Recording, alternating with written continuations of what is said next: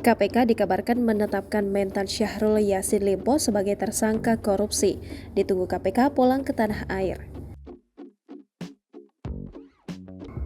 Menteri Pertanian Syahrul Yassin Limpo dikabarkan telah ditetapkan sebagai tersangka kasus korupsi oleh Komisi Pemberantasan Korupsi, terhitung pada Jumat 29 September 2023.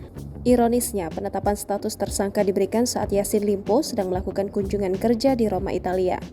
Sumber wartakotalive.com, KPK memastikan Yassin Limpo telah ditetapkan sebagai tersangka. Benar, YSL telah ditetapkan sebagai tersangka, kata sumber tersebut.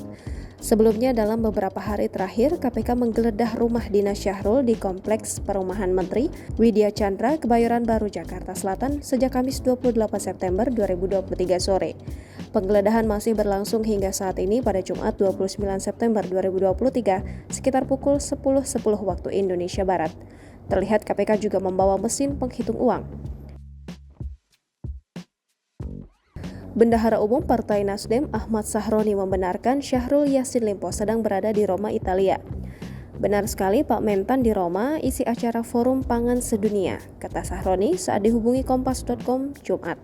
Kita hormati dan kita dukung proses hukum yang dilakukan KPK dan kita tunggu keterangan dari KPK setelah ini, imbuhnya. Proses penggeledahan tersebut baru saja selesai pukul 12.11 pada Jumat siang. Ada 7 mobil yang keluar dari halaman rumah dinas Syahrul Yassin Limpo dengan membawa sejumlah barang bukti. Juru bicara penindakan dan kelembagaan KPK Ali Fikri sebelumnya mengonfirmasi bahwa penggeledahan rumah dinas Syahrul masih berlangsung. Meski demikian, KPK belum bisa mengungkap hasil penggeledahan. KPK memang tengah menyelidiki dugaan korupsi di lingkungan Kementerian Pertanian.